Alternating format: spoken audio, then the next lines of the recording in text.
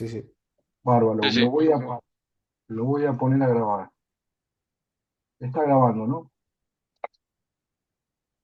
Sí, Bien, perfecto. bárbaro.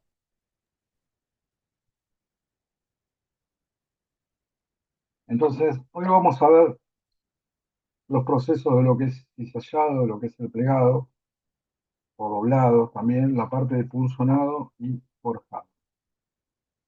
Supongamos que tenemos que hacer esa pieza que la vemos en 3D a la derecha. Las chapas, que ya vienen estándar, tienen un ancho de 1220. Después pueden variar en el largo, ¿no? Pero ya vienen con esa medida estándar. Supongamos que tenemos que hacer esa pieza que está ahí. ¿Por dónde arrancamos? ¿Cortando? Bien, perfecto. Vamos a cortar un pedazo de chapa. Después, ¿qué hacemos? Tomamos las medidas de los pliegues. Bueno, lo segundo que hacemos es tomamos las medidas, perfecto, sobre esa chapa que está plana y la punzonamos. Le hacemos todo este cuadro de agujeros, con la chapa todavía plana. Es mucho más Ah, fácil no. trabajar Sí, sí. eso que trabajar con esto, viste, que ya está doblado.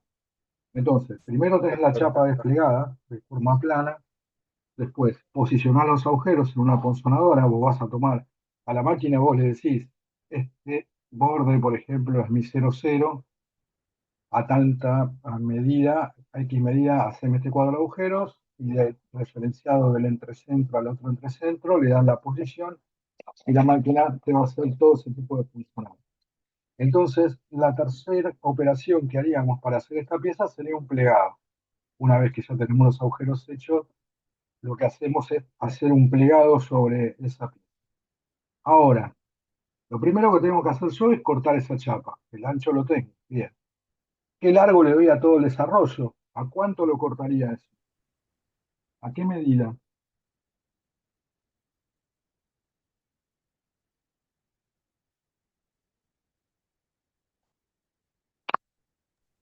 ¿Al pliegue?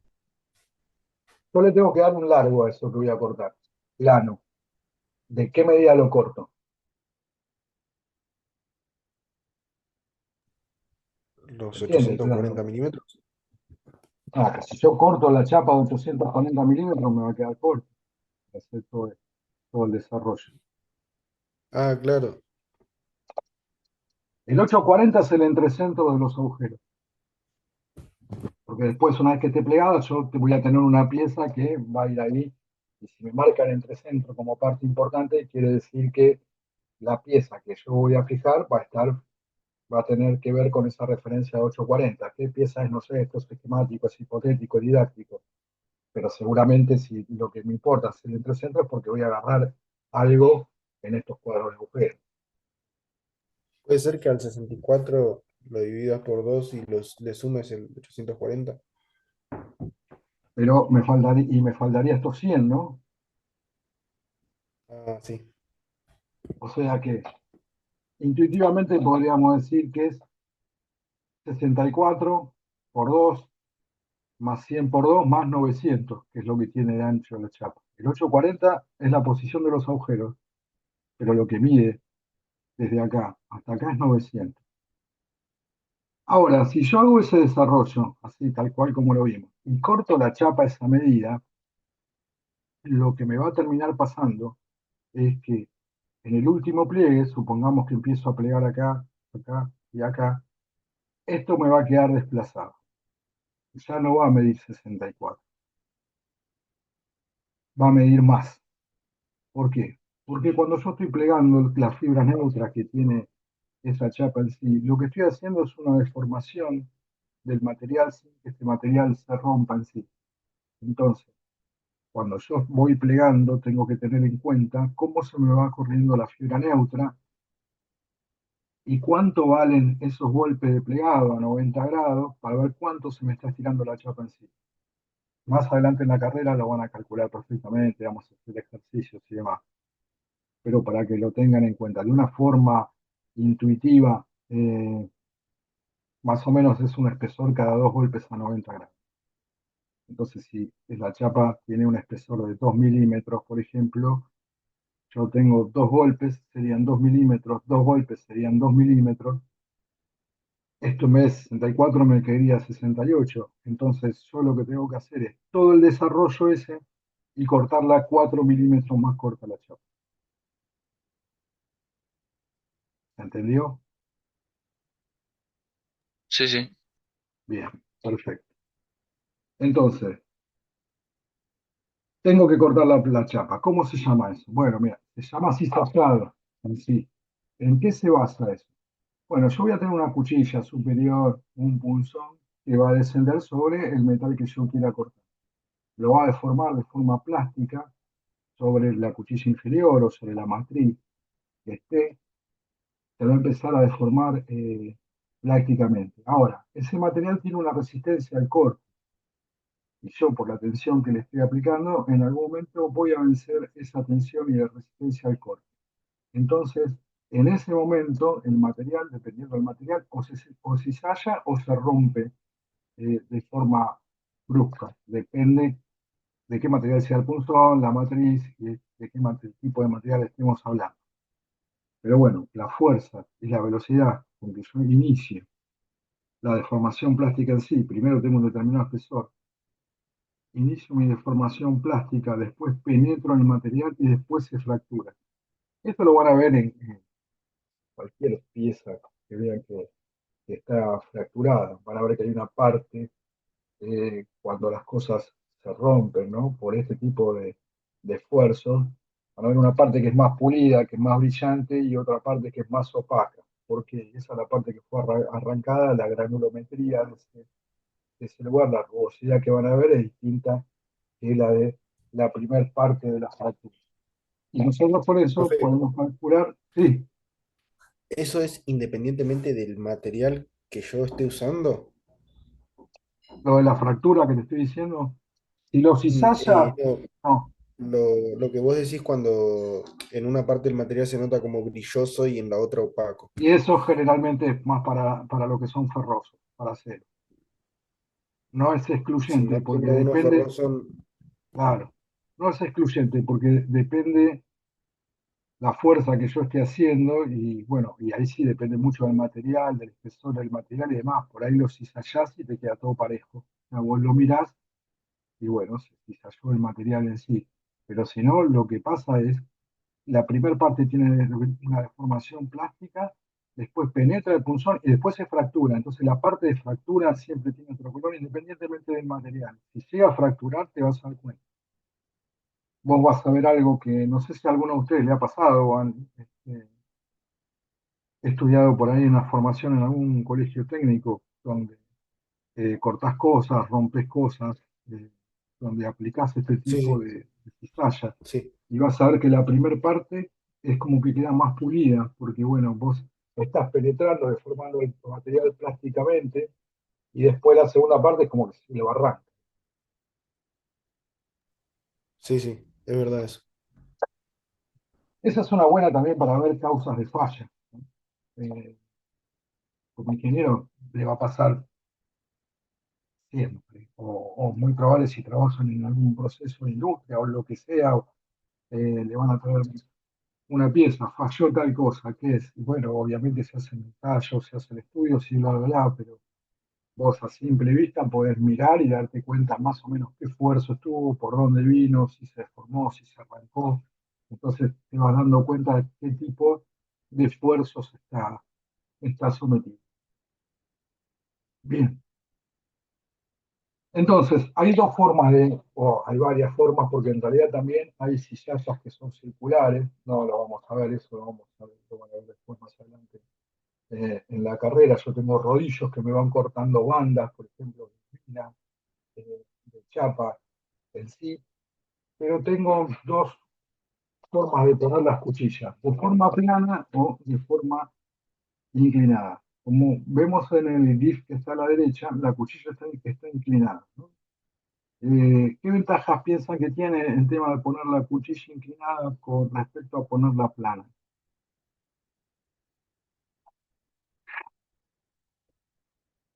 Y al revés también. Puede ser que una haga pliegues también. No, no, estamos hablando netamente de corte. ¿Eh? Yo lo que Ah, tengo es una cuchilla y no, todavía no estoy doblando nada. El tema es este, yo tengo un esfuerzo, voy a tener que entregar determinada cantidad de energía, ¿no? Que va a ser la fuerza que yo voy a necesitar para poder cortar ese material. Y eso va a depender de qué, y va a depender de la resistencia que tenga ese material a ser cizallado, depende del material que sea, y después tiene que ver con la sección. O sea, el largo que estoy cortando por el espesor, tengo este plano. Yo voy a necesitar una fuerza para poder cortar este tipo de, toda esta sección que estamos viendo ahora. Entonces, si yo bajo con la cuchilla plana, necesitaría entregarle toda esta energía, ¿no? Una potencia por, bueno, el tiempo me va a dar la energía de cuánto tarde hacer esto, pero la máquina debería tener una determinada potencia. Ahora, si yo pongo la cuchilla inclinada, lo que va a pasar es que yo voy a hacer una descomposición de fuerzas en función de qué ángulo tenga inclinado la cuchilla, y supongamos que empieza a actuar de izquierda hacia la derecha, este plano de corte, que sería lo que está sucediendo instantáneamente, digamos, con la cuchilla inclinada, se va a empezar a desplazar acá a lo largo. Y porque va a cortar el material igual, pero yo voy a necesitar mucha menor fuerza disponible. La energía total termina siendo la misma, porque lo que yo estoy calculando es la propia resistencia del material a ser cortado por una superficie. Pero de esta forma yo no necesito toda esta potencia para poder hacer. Se usan las dos, generalmente inclinadas. ¿Se entiende cuál es la diferencia?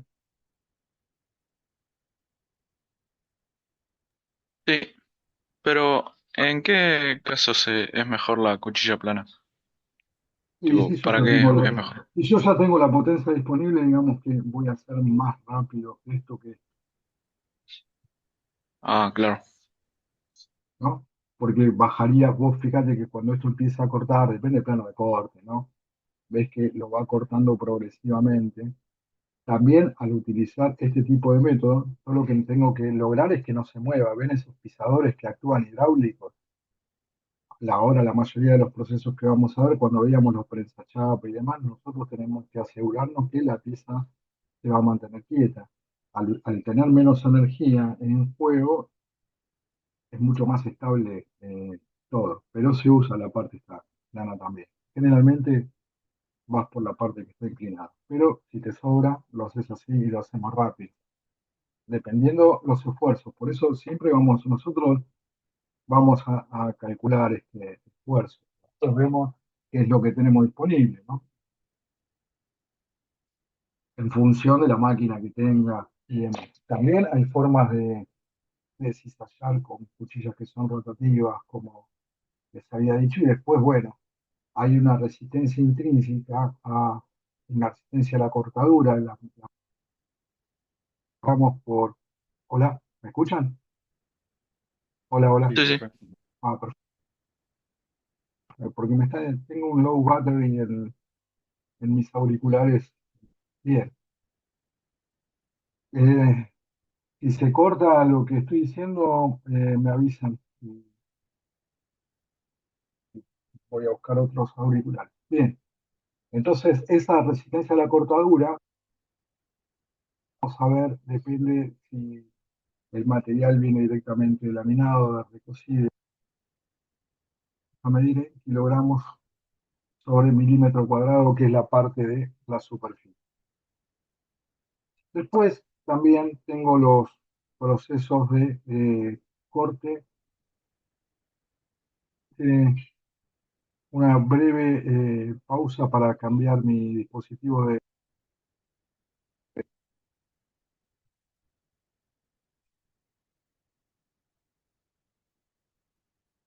porque se va a cortar en el medio de la explicación, seguro.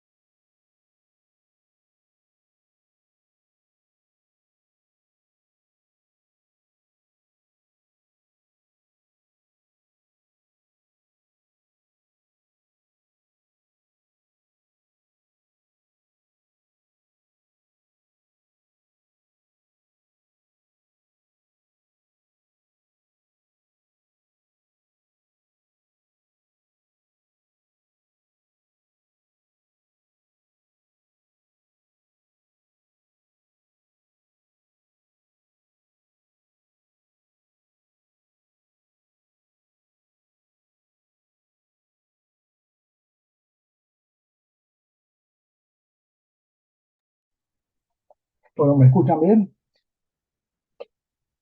Sí, profe. Sí, Entonces, sí. ahora la otra operación que vamos a hacer es un tema de un funcionario. Nosotros vamos a tener lo que decía antes, ¿no? Vamos a tener una chapa, vamos a tener un prensa chapa para que esa chapa no se mueva, un punzón y una matriz.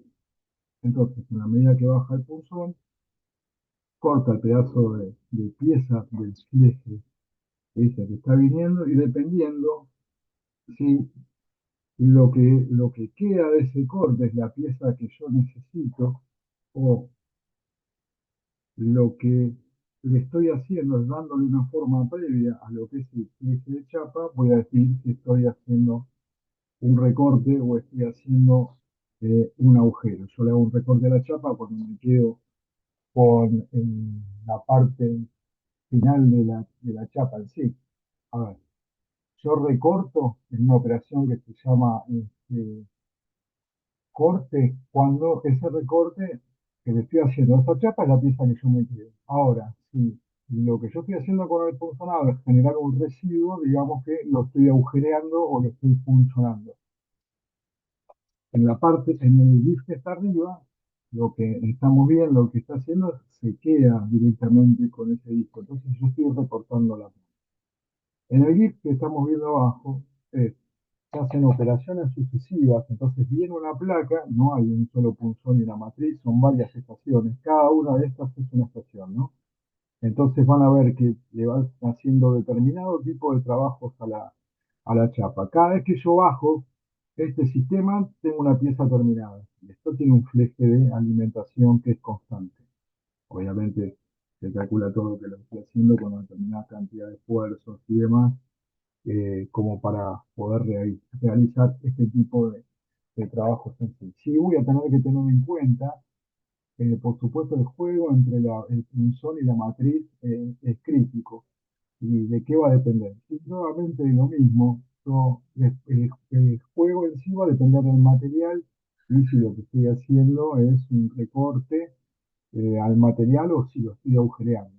Y después voy a analizar nuevamente qué energía tengo en el juego, cuál es la fuerza que necesito. Y bueno, la fuerza se va a componer de dos cosas. La fuerza necesaria para poder hacer esa operación y después también una fuerza para poder hacer extracción del material si no es que el material cae libremente. ¿Y cómo va a ser esa fuerza? Nuevamente es el perímetro que yo estoy recordando. Yo tengo un perímetro, ese perímetro por un determinado espesor me va a dar una fricción y después la resistencia propia del material que tenga a la cortadura en sí, ¿no? A no ser cortado. Si yo quiero hacer un agujero, el punzón va a tener la medida del agujero y la matriz va a ser más grande y me va a quedar el agujero del diámetro que yo tengo del punzón. Ahora, si quiero hacer un recorte, entonces, que es la pieza que me voy a quedar, la matriz va a tener la medida del recorte en sí y el punzón va a ser un poco más chico. Después estudian las relaciones entre punzón y matriz, eso lo vamos a ver adelante, cómo se hacen los distintos tipos de troquelado y demás. Hasta acá, ¿cómo vamos?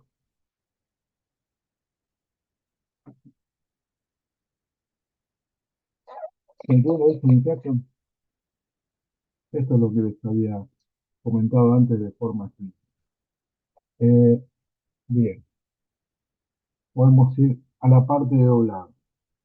Entonces, nosotros ya teníamos nuestra pieza funcionada. Lo que vamos a hacer ahora es un proceso del plegado, del doblado en sí.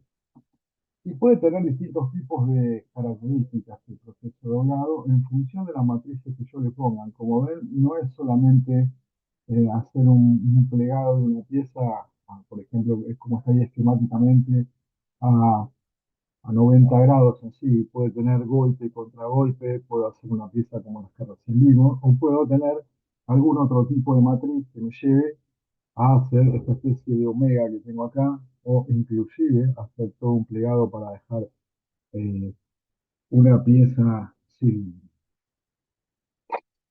Bien, les voy a mostrar Acá estamos en la misma, o sea, yo voy a tener un estiramiento de la pieza. Ahora en el video que vamos a ver se va a ver mejor. Voy a tener un estiramiento de la pieza. Lo primero que tengo que hacer es vencer todo lo que es toda la energía que yo necesito para vencer el límite elástico de la pieza y después otorgar una deformación plástica. Eventualmente, en determinados tipos de pliegue, yo voy a plegar, por ejemplo, si fuese a 90 grados, lo pliego un poco más, que eso después también se calcula, para que cuando le quite esa carga y el material recupere parte de lo que es el límite elástico, después me quede a 90 grados. ¿Entiendes lo que estoy diciendo? Sí. Bien. ¿Y de qué va a depender el esfuerzo? Y básicamente de dónde vas a tener los soportes. Yo voy a tener los soportes y de vuelta volvemos a la parte que es la sección y la carga unitaria que vaya a tener en el límite elástico para desarrollar todo este tipo de pliegues, en función de los pliegues, la forma que esté haciendo y demás. Bien. Yo les estoy compartiendo la pantalla, así que díganme si ven el video que voy a poner ahora, lo voy a ir adelantando para ver las partes más, más didácticas, digamos, de este video. ¿Se ve que estoy presentando un video? Sí. Perdón. ¿Se ve? Listo. Vamos.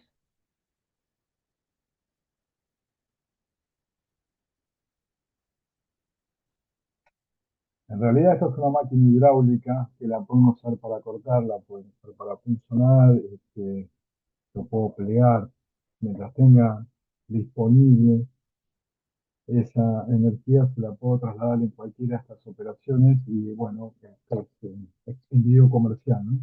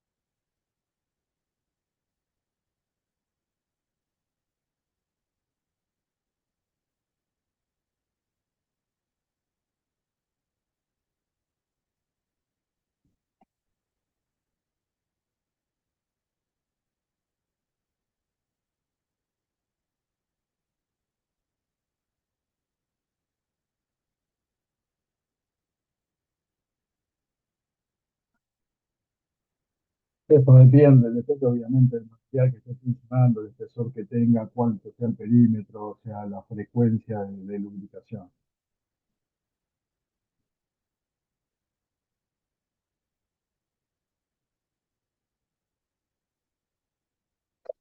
Lo que está haciendo ahí está funcionando, o sea que lo que queda es un desperdicio. Por eso no dice que está recortando. Bueno, otros ejemplos de lo que es lo que son los funcionados, ¿no?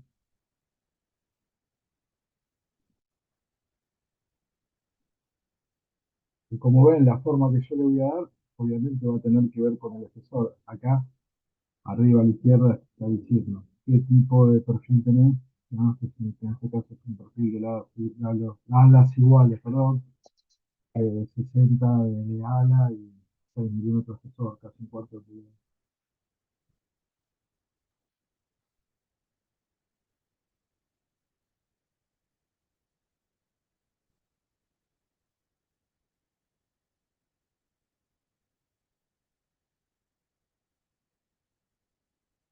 Fíjense que puso una cuchilla y también cortó la chapa. Fíjense que las cuchillas estaban oblicuas.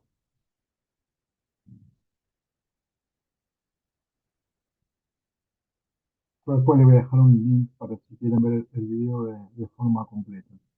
Mi idea es que vayan viendo cómo es cada uno de los procesos tiene el detalle que van a ver después, ¿no?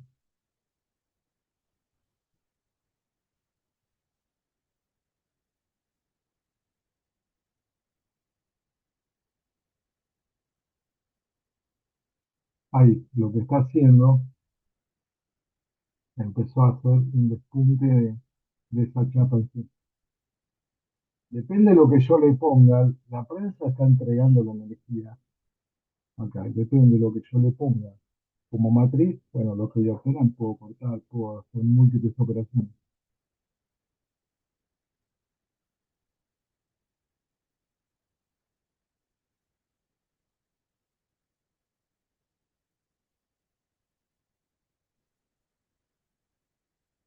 Bueno, en este caso, lo que hizo fue por top legó, a ver si está, a ver si se muestra el plegado.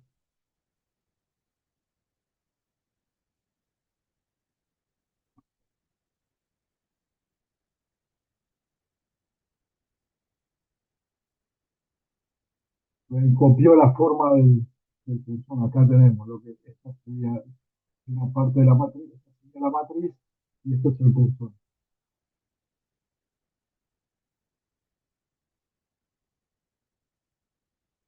¿Ven que cambia de color? ¿Notan el cambio de color? Esta parte obviamente la que está más oxidada, ¿no? Porque está en contacto con lo que es la atmósfera, pero no sé si notan acá un cambio de color. Sí, se nota. Eso sería el estiramiento. Correcto. Oh, Muy bien, es eso, tal cual. Ahí se estira el material, vos le das la fuerza suficiente para que el material se estire sin que se arranque, sin rasgarse, sin nada. Por eso el radio de curvatura que vos podés lograr tiene que ver en función del material y del espesor, porque si no lo arrancás el material y se fractura. Porque acá lo que las fibras contra la matriz tienen un esfuerzo de compresión y un esfuerzo de tracción también. Eso lo estuvimos viendo en los esfuerzos. Entonces vos haces ese tipo de plegado y acá se empieza a ver cómo es la deformación en sí.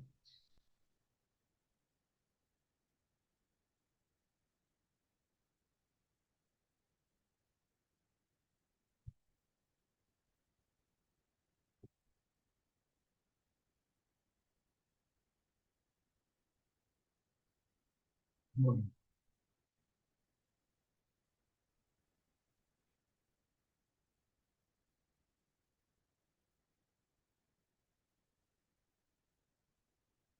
van a ver que esto cambia. Como lo ves, no muestra bien la pieza de frente, pero de frente también se nota más todavía.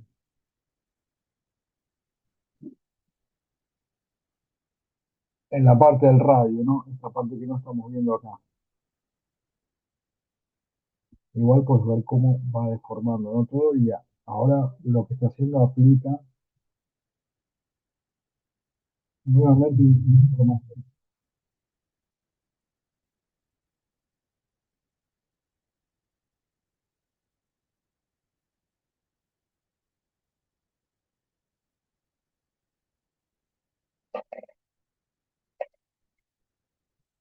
Bueno, esto es más específico, no viene al caso en la materia, pero quería que vean cómo son este tipo de desarrollo, se ve bien la parte de plegado y cómo utiliza distintos tipos de punzones con la prensa para hacer distintos tipos de trabajos.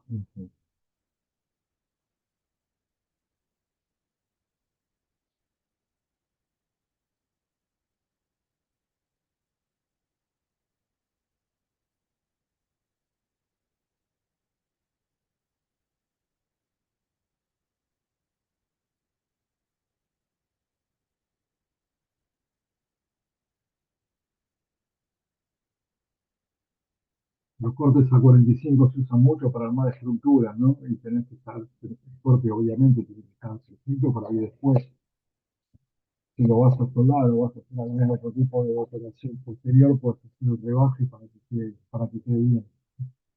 Eso se usa en muchas partes de la industria. Bueno, y da otro tipo de aplicaciones más similares a la que estuvimos viendo. Después les voy a dejar el link si les interesa. Tiene cosas que son específicas, obviamente, de la parte comercial de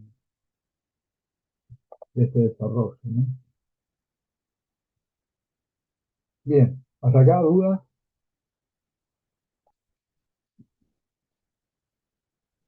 Hay otro proceso que se llama transpirada. Es un proceso que se desarrolla en la mayoría de los casos en frío, hay algunas excepciones, pero digamos que sí. Donde yo voy a tener el diámetro inicial de algún tipo de alambre y lo voy a ir calibrando con el paso sucesivo por distintos tipos de trafila.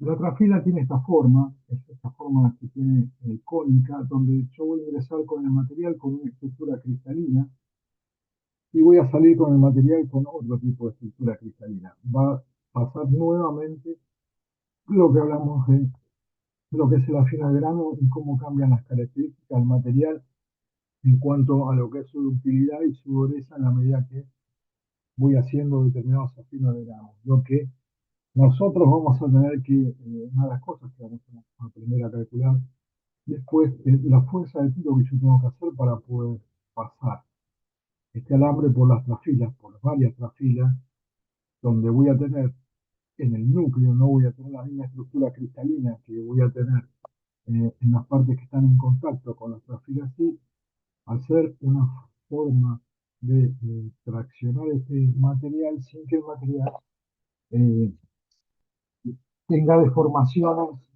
en cuanto a lo que sería su rotura, inclusive la de las fibras neutras que vienen por el centro.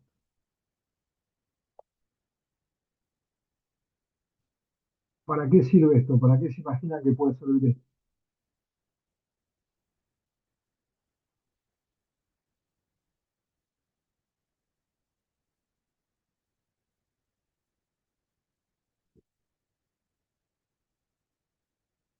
Uno, ¿para qué? ¿Qué podría hacer con esto? ¿Me están escuchando? Sí, sí, sí, te escucho. ¿Y qué podemos hacer? Imagínate, vengo con algún alambre. ¿Para qué usas alambres calibrados? Si vengo con un alambrón, lo que voy a hacer con los procesos de trasfilado es uno de los mejores esfuerzos que yo tengo es el coeficiente de rozamiento. Entonces lo voy a bajar. Si vengo con alguna pieza que fue, eh, por ejemplo, con algún tipo de alambrón, lo que voy a hacer es hacerle, puede ser un ataque químico o mecánico para sacarle todos los óxidos que tiene alrededor, que son perjudiciales, como ya lo hablamos dentro del proceso también de laminación. Si yo dejo la superficie con menor rugosidad, o sea que tiende a estar más pulida, voy a tener menor coeficiente de rozamiento. Sí o sí voy a lubricar esto porque los esfuerzos son bastante grandes. La fuerza que va a actuar no es una fuerza que está en perpendicular, va a estar inclinada a lo que son las paredes de lo que es la deformación, ¿no? En esa tobera. Bien, y entonces para calcular esa fuerza de tiro necesaria, nosotros vamos a hacer un análisis de tensiones, vamos a llegar a unas tensiones de deformación por la parte geométrica, después vamos a tener tensiones por cizallamiento, donde se deforman los granos así, también hay tensiones debido a lo que es la fricción. Esta suma de tensiones me va a dar un esfuerzo total longitudinal, que es lo que yo voy a tener en cuenta. Eh, Esto en toda la periferia. Después, en el centro es distinto. Hay otra forma de calcular lo que son las tensiones máximas en sí. Yo lo que no puedo hacer es lo que se llama sobrepasar. Darle una fuerza de tiro, de tracción, donde las tensiones que se producen en el centro superen la carga de rotura. Porque entonces ese alambre se me va a ir fisurando. Entonces, bueno, primero le hago un tratamiento técnico, alguna preparación superficial, y después paso por lo que es el proceso de trasfilado en sí, para otorgarle algún tipo de recubrimiento, por ejemplo, si fuese a fabricar jabalíes, ¿no? Hay distintos tipos de máquinas de trasfilado con, sin acumulación, tienen trasfilas sucesivas, como están viendo acá, y fíjense cómo tiene la lubricación, o sea, va pasando de una trasfila a la otra, y yo voy cambiando y calibrando la medida de, por ejemplo, si son alambres para hacer estos cables de acero, ¿no? Cables de acero se utilizan muchísimo, o sea, para malacates, fisajes, grúas, eh, eslingas, ascensores, montacargas, bien, hablamos de cómo se denominan, por ejemplo, cuando te hablan de un cable de acero de 6 por 26, lo que está hablando es que tiene 6 cordones de 26 hilos cada cordón. Después el alma varía, ¿no? Hay alma de acero, hay cables que son autorrubricados, que tienen alma de fibra, que ya vienen con lubricante, entonces en el momento en que van trabajando, lubrican desde el centro del cable hacia afuera, esos son los que se usan en ascensores. Vos, por ejemplo, para los ascensores, para la forma el culo, la forma de la polea, con lo que es el coeficiente de rozamiento, sin que el cable eh, deteriore, digamos, la polea en sí, que tiene su tratamiento superficial, el cable tiene que ser flexible, una dureza determinada, y el cable tiene que ser relativamente flexible para que copie. Entonces, ahí lo que haces es le agregan más cordón, ¿no? Cables que se utilizan en los sensores, por ejemplo, son de 8 por 19. Para otras utilizaciones que no pasen por la polea pueden ser de 6 por 24 y demás. Pero 8 por 19, ¿qué quiere decir? Yo tengo 8 cordones, 19 hilos. Fíjense cómo es la forma, cómo van los alambres entre sí. Yo voy a hacer toda una dimensión, o sea, todos los alambres de la misma dimensión, lo voy a hacer así con este proceso. Después sí, voy a ir armando los cordones y después voy a trenzar los cordones. Pero tengo dos diámetros distintos y esto tiene que estar perfectamente calibrado. O sea que lo que sale perfectamente calibrado. Y esto lo podemos extender a lo que son cables de cobre y demás. O sea que hay muchísimas aplicaciones que se hacen con este proceso en sí. Bien, hasta acá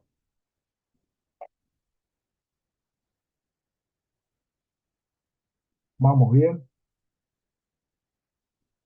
Sí, sí. Hagamos la dinámica. Bien, ahora vamos a ver el proceso de forjado. El proceso de forjado en sí tiene características mecánicas únicas. O sea, yo voy a formar un material por presión, como hacer una prensa, o puedo deformar un material por sucesivos golpes, como estamos viendo en el GIF de la derecha, con una máquina que se llama Martin. Es un proceso generalmente intermedio porque si yo tengo partes en juego de un mecanismo, forjo el material y después las partes que están en juego, que necesito determinado tipo de tolerancia, estamos hablando de forjado en caliente. Se puede hacer en frío, pero no vamos a centrar en la parte en caliente.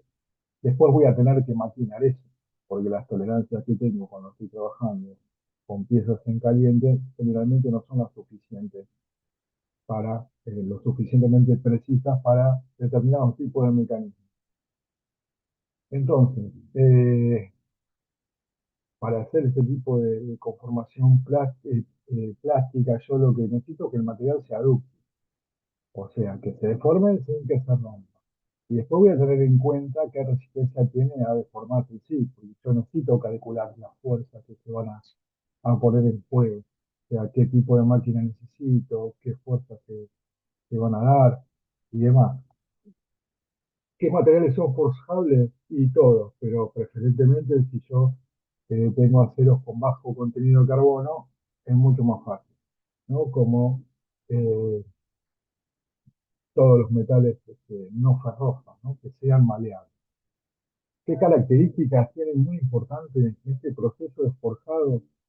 Nosotros se acuerdan que habíamos visto el fibrado direccional que le daba el laminado a las piezas. Estamos viendo en varios de estos procesos cómo se produce un afino de grano en sí. Y en el forjado, particularmente, se produce que el fibrado direccional es en todo el contorno de la pieza. Entonces ya no tengo una sola forma, sino que todo el contorno de la pieza que estamos viendo tiene su fibrado direccional. ¿Y eso de qué nos sirve? Bueno, la pieza tiene excelentes propiedades mecánicas. O sea, eh, la pieza va a ser más tenaz, va a tener resistencia a la fatiga, y eso es fundamental para determinados tipos de aplicaciones. Cuando tengo solicitaciones, por ejemplo, a fatiga. O sea, cuando yo tengo piezas forjadas, lo puedo someter a grandes exigencias, tiene mayor vida útil. Y además, otra cosa que sucede, como yo estoy fabricando sin contar ningún tipo de fibrado direccional, llevo una forma muy aproximada de la que necesito. Entonces voy a desperdiciar menos material y voy a tener menor tiempo de mecanizado. Si necesito piezas que tengan mucha resistencia, la forma de lograrlo es el forjado, ¿sí? Porque voy a tener la orientación que le dije de las fibras con los afinos de grano correspondientes. Bien, otra ventaja grande que tenemos con esto es, si yo tengo una pieza que tiene grandes solicitaciones y puedo utilizar mediante este método de fabricación, lograr una pieza que tenga menor volumen, menor sección, que pese menos, lo que estoy haciendo es sacarle esfuerzo a todo el sistema.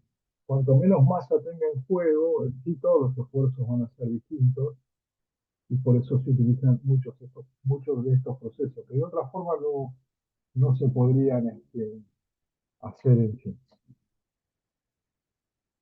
¿Qué tipo de piezas se pueden hacer? Y bueno, hablamos de piezas, ¿no?, que tienen mucha exigencia. Como por ejemplo estamos viendo ahí cigüeñales, bielas, bueno, y todo este tipo de productos. Eso, por ejemplo, que encargas alternativas como las puntas de los autos, engranajes. Estamos viendo distintos tipos de engranajes cónicos y demás. Y después, bueno, sí, nosotros el material de partida, el forjado en sí, también podemos aprovechar el fibrado direccional de cómo, si la pieza viene en un lingote o no. Bien, hay tres tipos de forjados básicos. Uno es el dado abierto. ¿Qué quiere decir? Yo tengo mis matrices o mis dados en la parte superior y inferior, acá. Y yo esta parte la tengo abierta, no tiene ningún tipo de restricción. Lo voy deformando hasta llegar a la medida que quiero. Esto en realidad no es tan así, porque acá se produce algo que se llama abarrilamiento, que bueno, después lo van a estudiar también. Después puede hacer que tenga un dado, o sea, yo tengo una matriz eh, con la mitad que una forma arriba y otra abajo, entonces yo voy aplicando distintas fuerzas hasta que se me llena todo el material, lleno toda la matriz y obtengo el material que quiera. Y acá me queda la rebaba que es útil para el llenado de la matriz y demás, se calcula perfectamente, entonces yo voy a hacer todo mi proceso y después voy a recortar esto para quedarme con la pieza. Y la otra es una forja sin rebaba, o sea que yo tengo el material, lo deformo y me copia la forma de lo que es el lado. Estos generalmente se utilizan para no ferrosos, ¿sí? Para aceros, no. Es muy complicado hacer algo así, calculándolo exactamente para lo que es acero. Bien, hasta acá cómo vamos.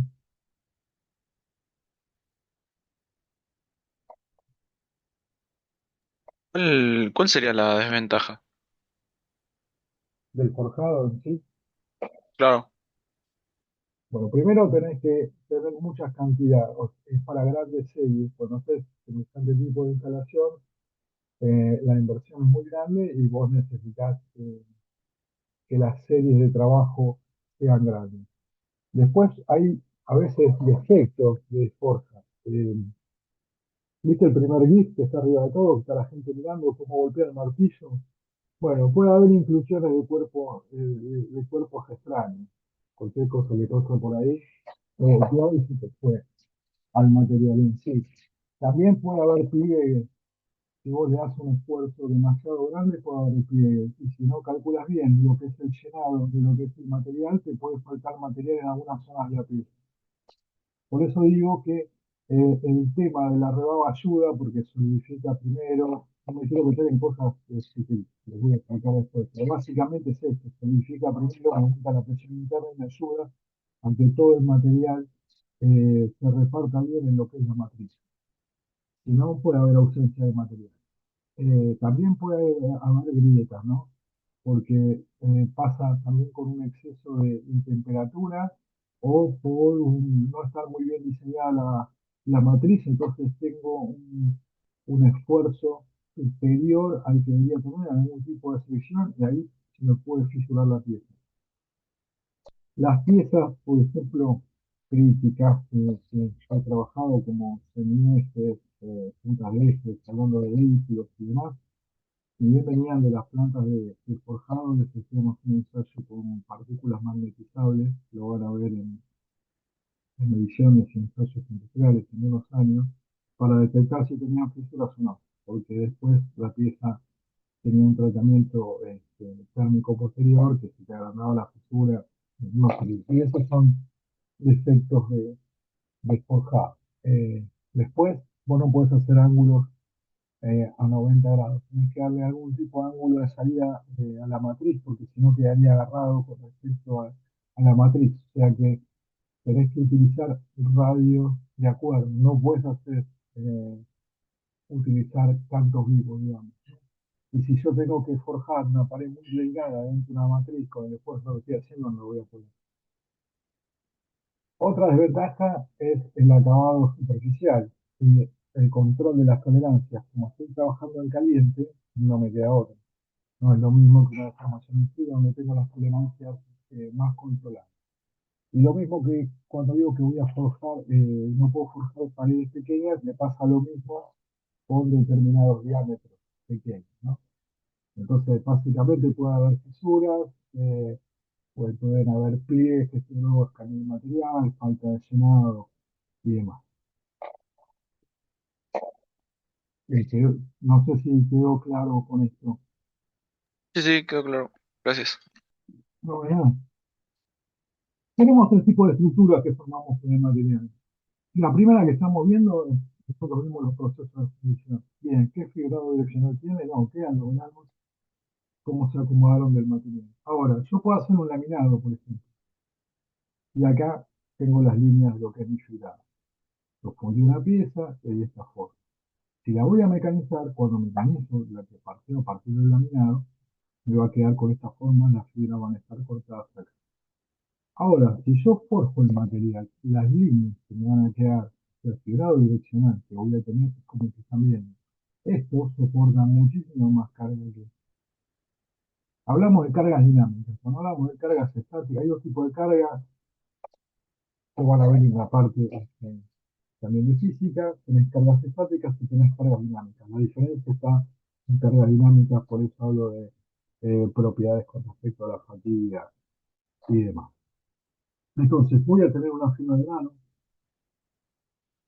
con la fuerza así, voy a tener una estructura original, voy a trabajar sobre la temperatura de recristalización, estamos hablando en caliente, lo mismo que vimos en la parte de laminados, voy a asegurar que la pieza trabaje por arriba de esa temperatura así, y le voy a tocar una deformación plástica, el afino de grano me va a dar también más tenacidad y más con respecto al resto de la pieza. Y acá estamos viendo dos tipos, ¿no? de, de lo que podría ser forjado, esto se modela, eh, y ve qué va quedando en cada caso con el tema de rebaba, cómo se distribuyen las fuerzas, de dónde parto con el material en sí. Como ejemplo de esto, nada más le quiero mostrar lo que sería un proceso para fabricar hielo. Yo parto, ¿no? de una varilla que se estampa de material, que va a tener el volumen que yo necesito de mi pieza final más larga. Y después utilizo algo que se llama repartidor. Le voy dando una forma donde yo puedo ir distribuyendo las masas en función de la pieza final que necesito, ¿no? Por supuesto. Y después pasa directamente. Eh, yo tengo un trozo inicial, lo paso por el repartidor, me quedo con una ya preforma. Y después que pasa por el proceso de forjado en sí, me quedo con una forma final con la rebaba, después le corto la rebaba y me quedo con la pieza. A ver, se lo voy a mostrar para que lo vean esquemáticamente.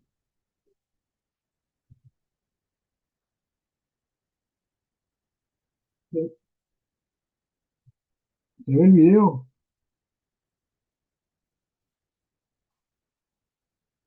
Hola. Sí, sí, se ve. No, Se bien, ve mira, perfecto. bien.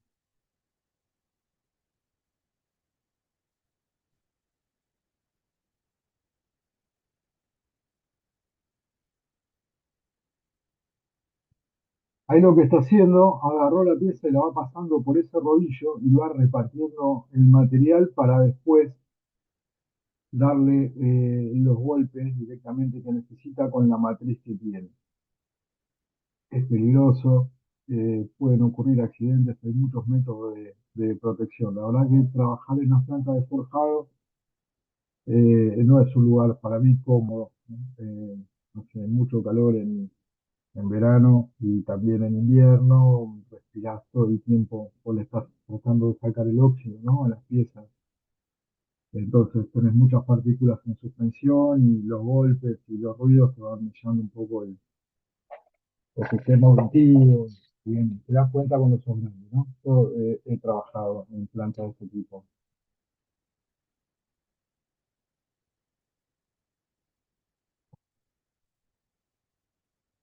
Listo, ahí lo pasó. Ahora lo voy a poner en la matriz que tiene acá.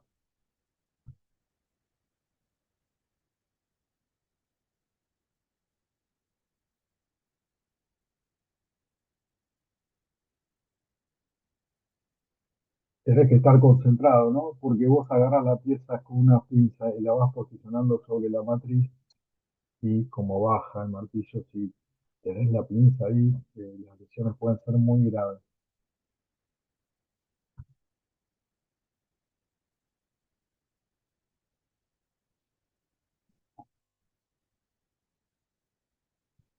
Acá se ve mejor. Agarra la pieza y va para el repartidor.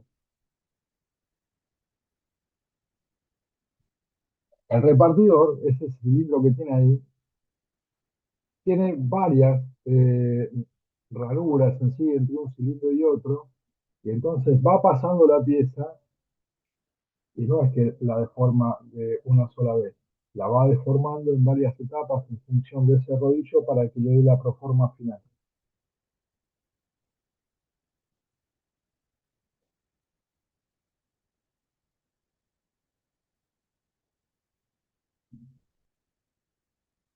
Fíjense qué importante que es la influencia de no incluir todos los óxidos superficiales que tiene la pieza, que hay una persona que lo que se dedica es a tirarle aire comprimido para sacar el óxido.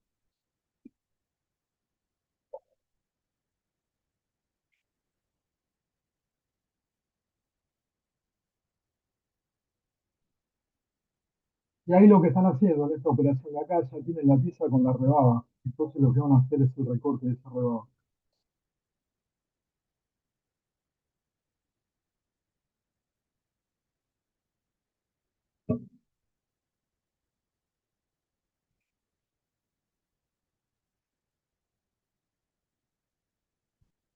Vieron cómo salta la pieza, ¿no? Entonces el operario que está ahí la tiene que posicionar en la matriz antes de que caiga el próximo golpe.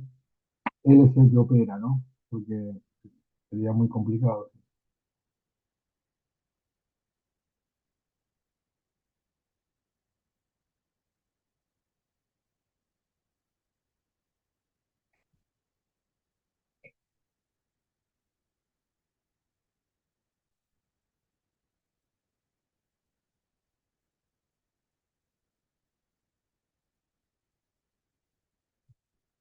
Por eso, alguno de ustedes me preguntó, uno puede ver el nombre, una de las desventajas que tiene, fíjate cómo sale la pieza cuando ya está lista, y por eso necesitas hacer algún tipo de radio de acuerdo, no lo puedes dejar en 90 grados porque quedaría ahí.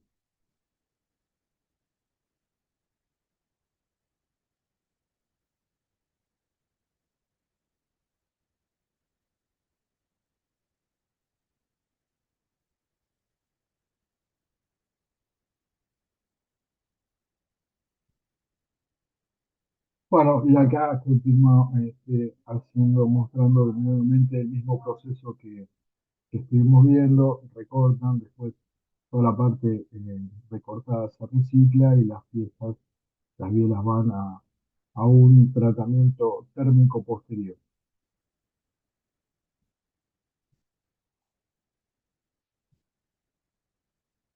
Bien, hasta acá, ¿cómo vamos? ¿Entendió lo que vi? Sí. Sí, sí, quedó claro. Bueno, listo, vamos a dejar entonces por hoy, les voy a subir esta filmación, voy a parar la grabación.